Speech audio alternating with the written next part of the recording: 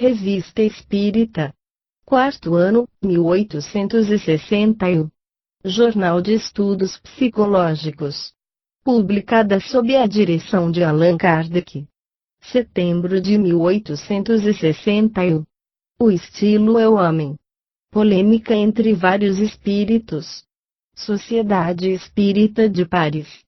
Na sessão da Sociedade de 19 de julho de 1861, o espírito de Lamennais deu espontaneamente a dissertação seguinte, sobre o aforismo de Buffon: o estilo é o homem, por intermédio do Sr. A. Didier, médium.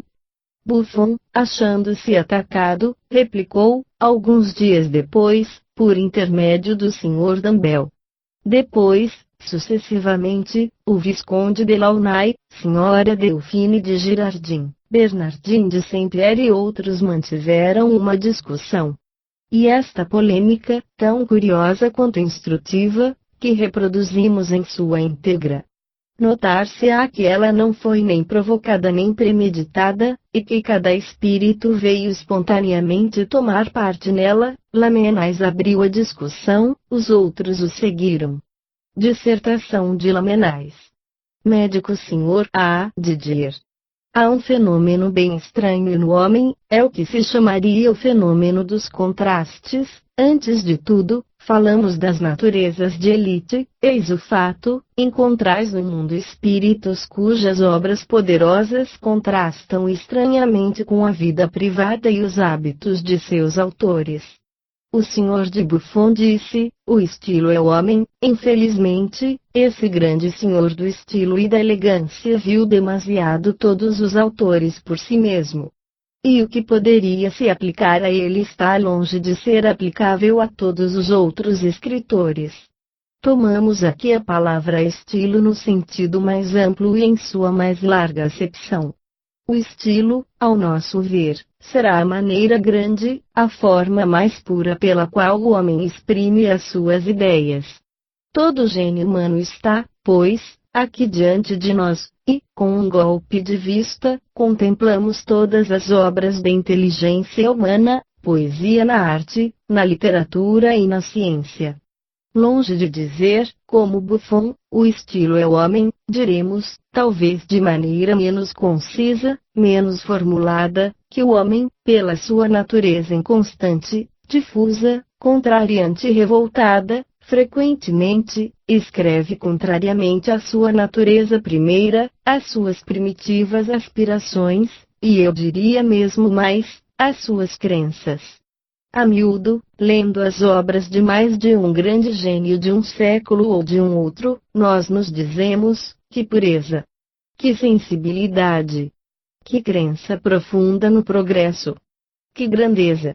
Depois aprende-se que o autor, longe de ser o autor moral de suas obras, delas não é senão o autor material, imbuído de preconceitos e de ideias preconcebidas.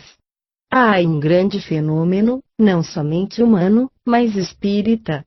Muito frequentemente, pois, o homem não se reflete em suas obras, diremos também quantos poetas gastos, embrutecidos, quantos artistas desiludidos sentem, de repente, uma centelha divina iluminar, por vezes, a sua inteligência.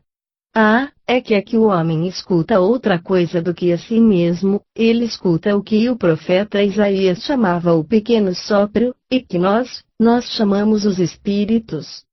Sim, sentem neles essa voz sagrada, mas esquecem Deus e sua luz, e atribuem a si mesmos, recebem a graça na arte como outros a recebem na fé, e ela toca, algumas vezes, aqueles que pretendem negá-la. Lamennais. Réplica de Buffon. Médico Sr. Dambel. Foi dito que eu era um gentil homem de letras, e que meu estilo, vestido com gosto, cheirava a poeira e a tabaco da Espanha. Não é a mais certa consagração desta verdade: o estilo é o homem.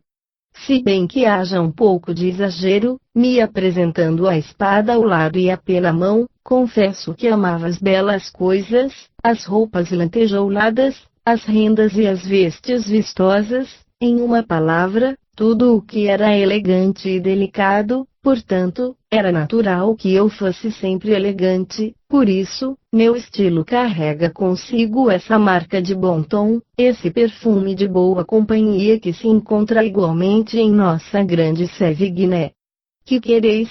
Sempre preferi as alcovas e as antecâmeras aos cabarés e as multidões de baixa condição. Permiti-me-eis, pois, apesar da opinião emitida pelo vosso contemporâneo Lamennais, manter meu judicioso aforismo, apoiando em alguns exemplos tomados entre os vossos autores e os vossos filósofos modernos. Uma das infelicidades de vosso tempo é que muitos fizeram ofício de sua pena, mas deixemos esses artesãos da pena que, semelhantes aos artistas da palavra, escrevem diferentemente pró ou contra tal ideia, segundo aquele que os paga, e gritam segundo os tempos, viva o rei! Viva a Liga! Deixemo-los, aqueles, para mim, não são, de nenhum modo, autores sérios. Vejamos, abade, não vos ofendais se vos tomo, vós mesmo, como exemplo, a vossa vida, mal fundamentada, não está sempre refletida em vossas obras. E da indiferença em matéria de religião as vossas palavras de um crente, que contraste, como dizeis. Não obstante, o vosso tom doutoral é tão categórico, tão absoluto numa como na outra dessas obras. Sois bilioso, abade, convinde nisso, e destilais a vossa bile em queixas amargas em todas as belas páginas que deixastes. Em sobrecasaca abotoada, como em batina, ficastes desclassificado, meu pobre Lamennais. Vejamos, não vos irriteis, mas convinde comigo que o estilo é o homem. Se de Lamennais passo a scribe, o homem feliz se reflete nas tranquilas e pacíficas comédias de costumes. É alegre, feliz e sensível, semeia a sensibilidade, a alegria e a felicidade em suas obras. Nele, jamais o drama, jamais o sangue, somente alguns duelos sem perigos para punir o traidor e o culpado. Vede em seguida Eugène Sue, o autor dos Mistérios de Paris. Ele é forte como o seu príncipe Rodolphe, e, como ele, aperta em sua luva amarela a mão calejada do operário, como ele se faz o advogado das causas populares. Vede o vosso Dumas vagabundo, desperdiçando a sua vida e a sua inteligência, indo do Polo Sul ao Polo Norte tão facilmente quanto os seus famosos mosqueteiros, brincando de conquistador com Garibaldi, e indo da intimidade do Duque de Orleans a dos párias napolitanos, fazendo romances com a história, e pondo a história em romances. Vede as obras orgulhosas de Victor Hugo, esse tipo de orgulho encarnado, mim, disse Hugo poeta, mim, disse Hugo sobre o seu rochedo de Jersey. Vede Murger, esse cantor de costumes fáceis, desempenhando conscienciosamente seu papel nessa boêmia que ele cantou. Vede Nerval, de cores estranhas, de estilo ornado e incoerente, fazendo fantasia com a sua vida, como com a sua pena. Quantos deles deixo, e dos melhores? Como Soulier e Balzac, dos quais a vida e as obras seguem caminhos paralelos. Mas creio que esses exemplos vos bastarão para que não repilais, de maneira tão absoluta, o meu aforismo, o estilo é o homem. Não teríeis, caro abade, confundido a forma e o fundo, o estilo e o pensamento? Mas ainda aí tudo se liga. Buffon. Perguntas dirigidas a Buffon a propósito de sua comunicação. Pergunta. Nós vos agradecemos pela espiritual comunicação que consentistes em nos dar, mas há uma coisa que nos admira, é que estáis tão ao corrente dos menores detalhes de nossa literatura, apreciando com uma justeza notável as obras e os autores. Ocupai-vos, pois, ainda bastante com o que se passa sobre a terra para disso ter conhecimento. Ledes, portanto, tudo o que se publica. Quereis nos dar, a esse respeito, uma explicação que será muito útil para nossa instrução? Resposta. Não temos necessidade de muito tempo para ler e apreciar, com um único golpe de vista percebemos o conjunto das obras que atraem a nossa atenção. Todos, tantos que somos, nos ocupamos com interesse com o vosso pequeno grupo, e não poderíeis crer quantos daqueles que chamais homens eminentes seguem com benevolência o progresso do Espiritismo. Deveis pensar também o quanto fiquei feliz em ver o meu nome pronunciado por um de seus fiéis espíritos, Lamennais, e com que prontidão aproveitei a ocasião de me comunicar convosco. Com efeito, quando fui lembrado em vossa última sessão, recebi, por assim dizer, o contragolpe de vosso pensamento, e não querendo que a verdade, que havia proclamado em meus escritos, fosse transtornada sem ser defendida, pedi a Erasto para me emprestar o seu médium para responder às assertivas de Lamennais. Por outro lado, deveis compreender que cada um de nós permanece fiel às suas preferências terrestres, é porque nós outros, escritores, estamos atentos ao progresso que os autores vivos realizam, ou creem realizar, na literatura, do mesmo modo que os Geoffroy, os Laroque, os Iaromigueri, se preocupam com a filosofia, e os Lavoisier, os Berzelius, os Thénard com a química, cada um cultiva a sua opinião e se lembra com amor de seus trabalhos. Seguindo com olhar inquieto o que fazem os seus sucessores. Pergunta: apreciastes, com poucas palavras, vários escritores contemporâneos, mortos ou vivos, vos ser-vos-íamos muito reconhecidos em nos dar, sobre alguns, uma apreciação um pouco mais desenvolvida. Esse seria um trabalho acompanhado que nos seria muito útil. Para começar, vos pedimos para nos falar de Bernardin de Saint-Pierre, e sobretudo de seu Poète Virginie que condenastes à leitura, e que, no entanto, tornou-se uma das obras mais populares. Resposta: não posso aqui empreender o desenvolvimento crítico das obras de Bernardin de Saint-Pierre, mas quanto à minha apreciação de então, posso confessá-la hoje, eu era como o Sr. Josse, um tanto ourives, em uma palavra, fiel ao espírito de confraternização literária, sovava, quanto podia, um importuno e importante concorrente. Dar-vos-ei, mais tarde, uma apreciação verdadeira sobre esse eminente escritor, se um espírito, realmente crítico, como Merleau ou Geoffroy, não se encarregar de fazê-lo. Buffon. Defesa de Lamennais pelo Visconde de Launay. Médium Sr. Dambel. Nota: na conversação que teve lugar na sociedade sobre as comunicações precedentes, o nome da senhora de Girardin foi pronunciado a propósito do assunto em discussão, embora não haja sido mencionado pelos espíritos interlocutores, é o que explica a estreia do novo interveniente. Em vossas últimas sessões, me colocastes um pouco em causa, senhores espíritas, e creio que me destes o direito, como se diz no Palais, de intervir nos debates.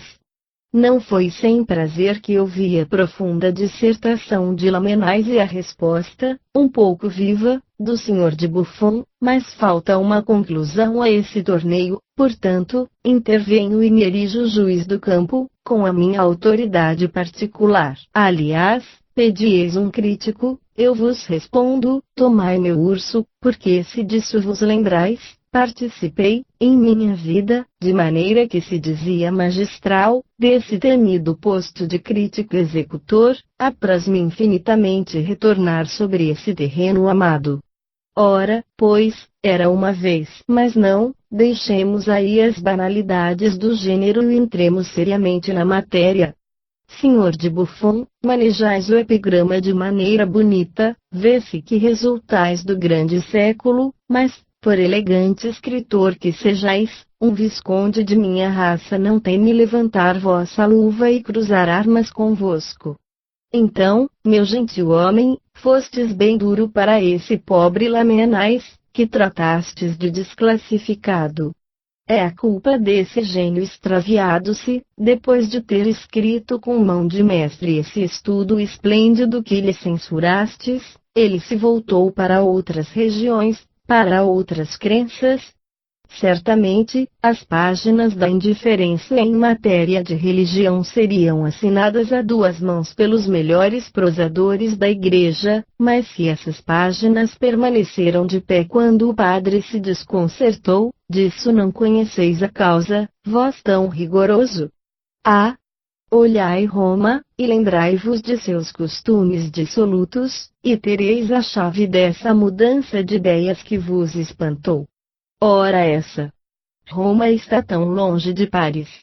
Os filósofos, os pesquisadores do pensamento, todos esses rudes trabalhadores incansáveis do eu psicológico, jamais devem ser confundidos com os escritores de pura forma. Estes escrevem para os prazeres do público, aqueles para a ciência profunda. Estes últimos não têm por preocupação senão a verdade, os outros não se vangloriam de serem lógicos, fogem à uniformidade. Em suma, o que procuram, o que vós mesmo procuráveis, meu bom senhor, quer dizer a fama, a popularidade, o sucesso, que se resumem em bons escudos vacilantes.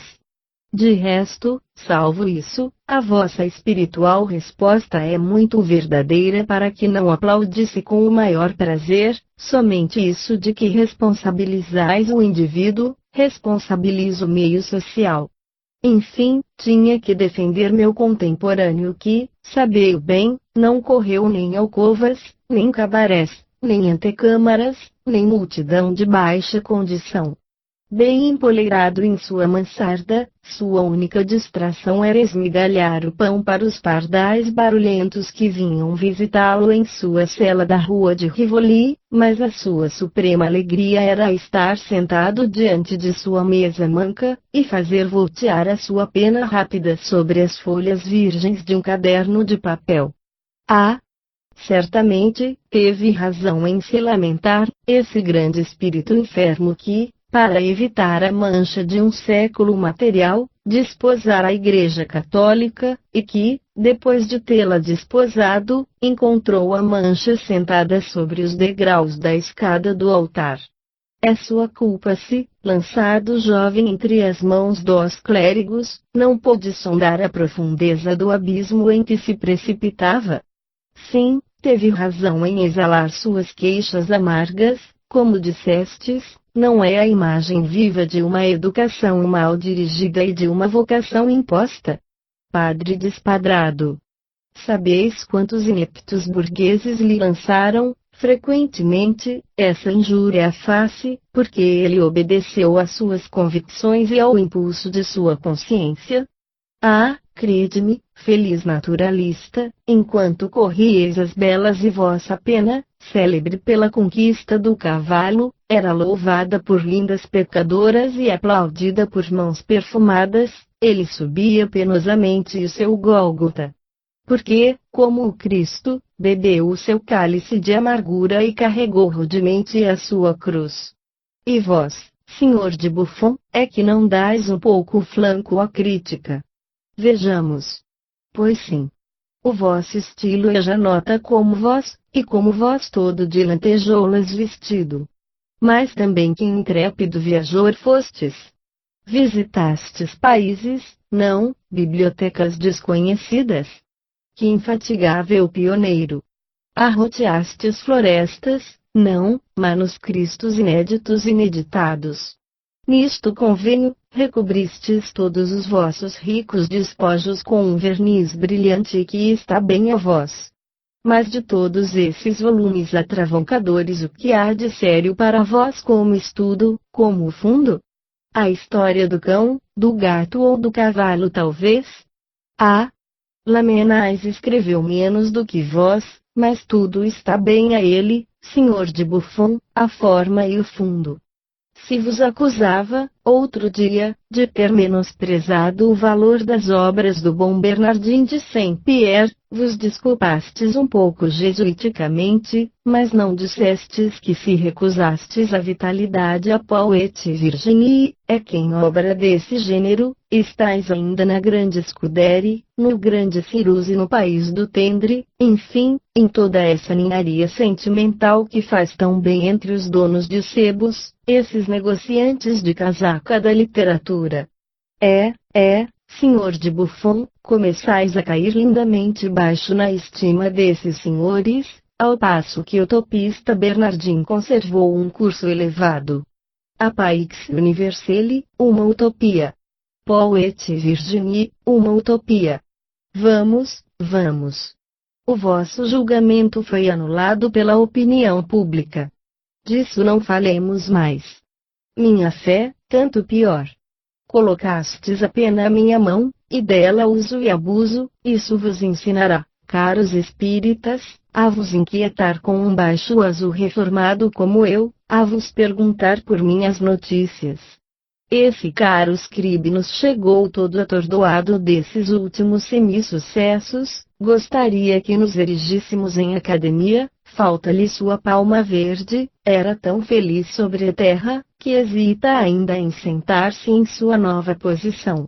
Ora essa, ele se consolará vendo retomar suas peças, e em algumas semanas não mais aparecerá. Gerard de Nerval vos deu ultimamente uma encantadora fantasia inacabada, a acabá-la, esse caprichoso espírito? Quem o sabe? Entretanto, queria concluir que o verdadeiro do sábio não sendo verdadeiro, o belo do pintor não sendo o belo, e a coragem da criança sendo mal recompensada, tinha feito bem em seguir os desvios de sua cara fantasia. Visconde de Launay, Delphine de Girardin. Nota. Ver adiante fantasia, por Gerard de Nerval. Resposta de Buffon ao Visconde de Launay.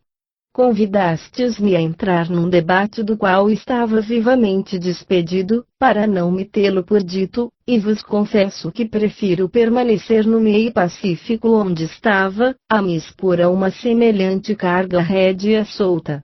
Em meu tempo, trocava-se um gracejo mais ou menos ateniense, mas hoje, puxa, vai-se a golpes de chicote chumbado. Obrigado. Eu me retiro, disso tenho mais do que me é preciso, porque estou ainda todo marcado pelos golpes do Visconde. Convinde que, se bem que hajam sido generosamente, muito generosamente administrados pela graciosa mão de uma mulher, não são menos pungentes. Ah, senhora, vós me chamastes à caridade de um modo pouco caridoso. Visconde, sois muito temido, eu vos entrego as armas e reconheço humildemente meus erros. Nisso convenho, Bernardin de Saint-Pierre foi um grande filósofo, que digo eu? Ele encontrou a pedra filosofal, e não sou, como não fui, senão um indigesto compilador. Eis aí, estais contente?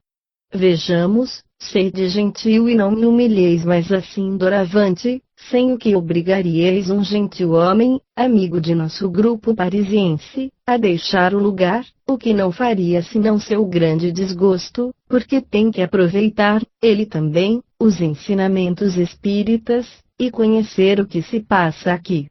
E tomai, ouvi hoje o relato de fenômenos tão estranhos que, em meu tempo, teriam sido queimados vivos, como feiticeiros, os atores e mesmo os narradores desses acontecimentos.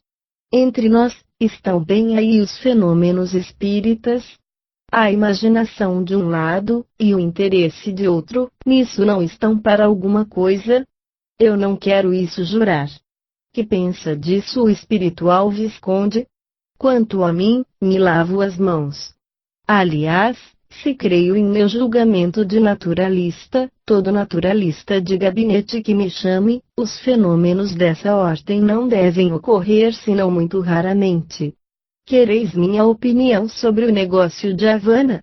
Pois bem, há ali um bando de pessoas mal intencionadas, que tem todo o interesse em desacreditar a propriedade, para que possa ser vendida a preço vil, e proprietários medrosos e tímidos, espantados com uma fantasmagoria muito bem montada.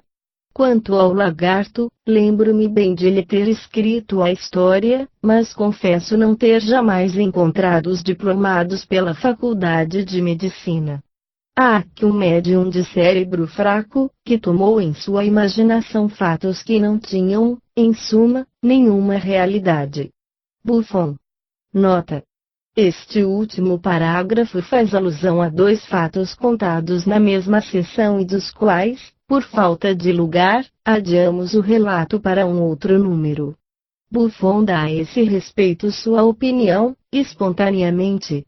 Resposta de Bernardin de Saint-Pierre. Médico Sra. Costel.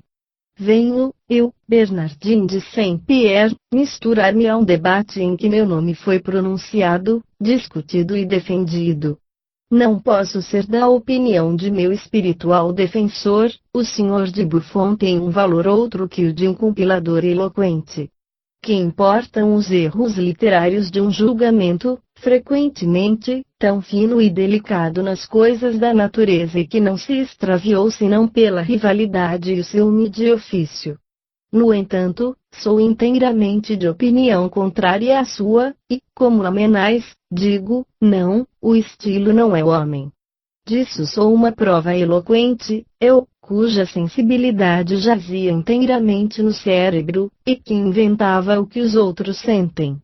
Do outro lado da vida julgam-se com frieza coisas da vida terrestre, coisas acabadas, não mereço toda a reputação literária da qual gozei.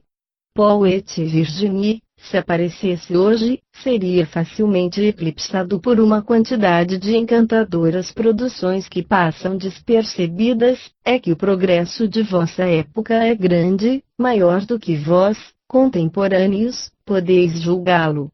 Tudo se eleva, ciências, literatura, arte social, mas tudo se eleva como o nível do mar em maré montante, e os marinheiros que estão ao largo não podem julgá-la.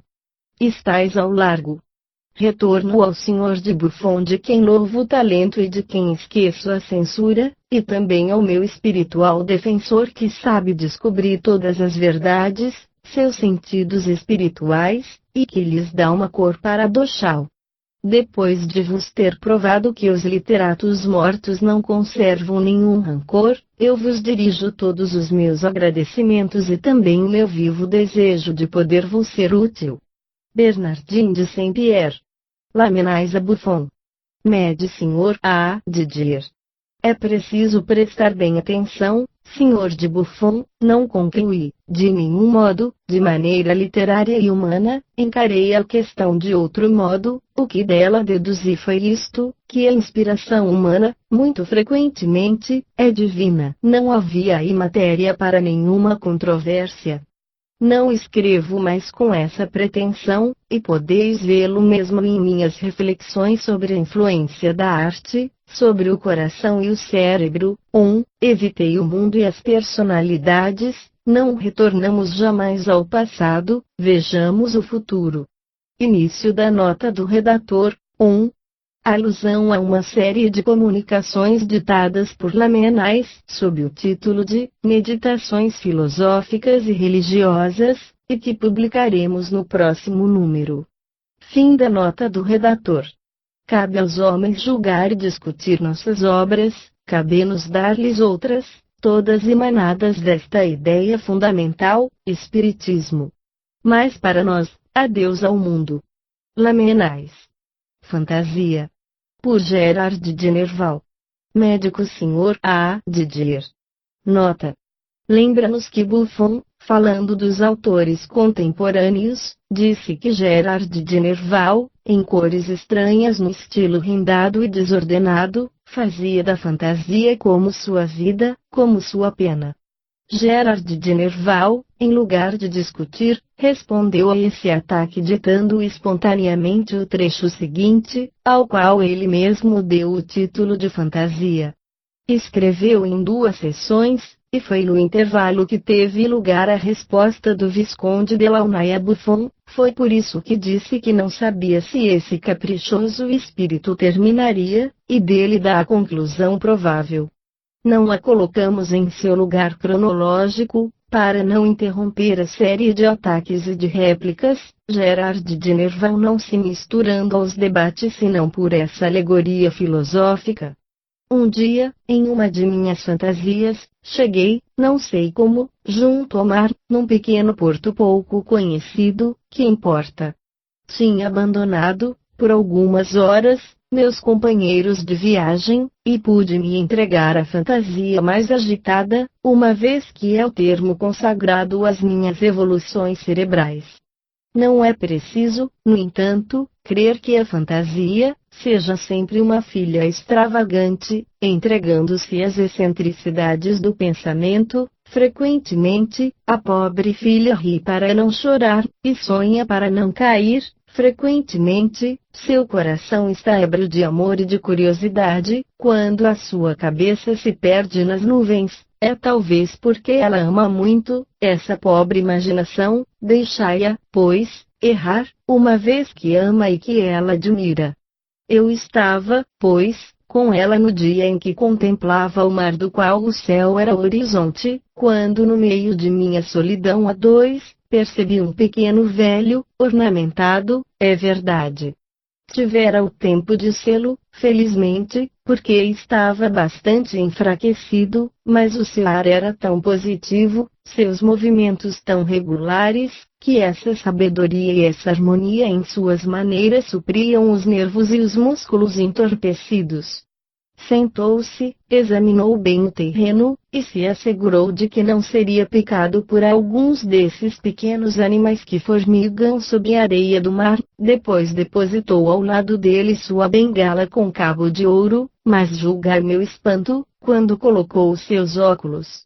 Óculos, para ver a imensidade. Fantasia deu um pulo terrível e quis se lançar sobre ele. Cheguei a acalmá-lo com muita dificuldade, aproximava-me, escondido atrás de uma rocha, e quis ouvir com todos os meus ouvidos. Eis, pois, a imagem de nossa vida, o grande todo, elo. Profunda verdade. Eis, pois, nossas existências elevadas e inferiores, profundas e mesquinhas, revoltadas e calmas. Ó vagas! Vagas! Grande flutuação universal. Depois o pequeno velho não fala mais senão em si mesmo. Fantasia, até ali, fora pacífica, e escutara religiosamente, mas não se conteve mais, soltou uma longa gargalhada. Não tive senão o tempo de transportá-la em meus braços, e abandonamos o pequeno velho. Em verdade, dizia Fantasia, deve ser um membro de alguma sociedade sábia. Depois de ter corrido durante algum tempo, percebemos uma tela de pintor, representando um pedaço de falésia e o começo do oceano. Eu olhava, ou antes, nós olhávamos a tela. O pintor, provavelmente, procurava um outro local nas redondezas. Depois de ter olhado a tela, olhei a natureza e alternativamente. Fantasia quis romper a tela, tive muito trabalho para contê-la, como, disse-me ela, são 7 horas da manhã, e vejo sobre esta tela um efeito que não tem nome. Eu compreendi perfeitamente o que Fantasia me explicava. Ela tem verdadeiramente sentido, essa filha extravagante, dizia-me, e quis me afastar. Ah, o artista escondido tinha seguido as menores nuances de minha expressão, quando os seus olhos encontraram os meus. Isso foi um choque terrível, um choque elétrico. Lançou-me um desses olhares soberbos que parecem dizer, vermezinho. Desta vez, Fantasia ficou terrificada com tanta insolência, e viu retomar com estupefação sua palheta. Não tens mais a de Lohengrin, disse-lhe ela rindo. Depois, virando-se para mim, já vimos o verdadeiro e o belo, disse-me ela, procuremos, pois, um pouco bem. Depois de ter subido nas falésias, percebi uma criança, um filho de pescador que podia bem ter de 13 a 14 anos. Ele brincava com um cão e corria um depois do outro, este ladrando e o outro gritando. Súbito, ouvi no ar gritos que pareciam vir da falésia. Logo a criança se lançou, de um pulo, para uma senda rápida que conduzia ao mar. Fantasia, apesar de todo o seu ardor, teve dificuldade para segui-lo. Quando chegou ao pé da falésia, vi um espetáculo terrível. A criança lutava contra as vagas e conduzia para a praia um infeliz que se debatia contra ele. Seu salvador quis me lançar, mas a criança me gritou para nada lhe fazer. E ao cabo de alguns instantes, contundida, esmagada e tremente, abordou com o homem que salvara. Era, segundo toda a aparência, um banhista que se aventurara muito longe, e que caiu numa corrente. Continuarei numa outra vez. Gerard de Nerval. Nota. Foi nesse intervalo que ocorreu a comunicação do Visconde de Launay, reportada acima. Continuação. Depois de alguns instantes, o afogado retornou pouco a pouco à vida, mas isso, se não para dizer, é incrível, eu que nado tão bem. E viu bem aquele que o salvara, mas, me olhando, acrescentou, ufa! Escapei por um triz. Há certos momentos, sabeis, em que se perde a cabeça, não são as forças que vos traem, mas, vendo que não podia continuar, apressei-me em dizer-lhe, enfim, graças a esse bravo jovem, eis-vos salvo. Ele olhou a criança que o examinava com o ar mais indiferente do mundo, os punhos sobre os quadris. O senhor se pôs a sorrir. É, todavia, verdade, disse ele, depois me cumprimentou. Fantasia quis correr atrás dele. Ora essa! Disse-me ela reconsiderando o fato, é todo natural. A criança viu-o afastar-se, depois retornou ao seu cão. Fantasia, desta vez, chorou. Gerard de Nerval. Tendo um membro da sociedade feito observar que faltava conclusão, Gerard acrescentou estas palavras. Estou para vós de todo o coração para um outro ditado, mas este, Fantasia me disse para deter-me aí, talvez esteja errada, ela é tão caprichosa. A conclusão fora dada antes pelo Visconde de Launay. Conclusão de Erasto.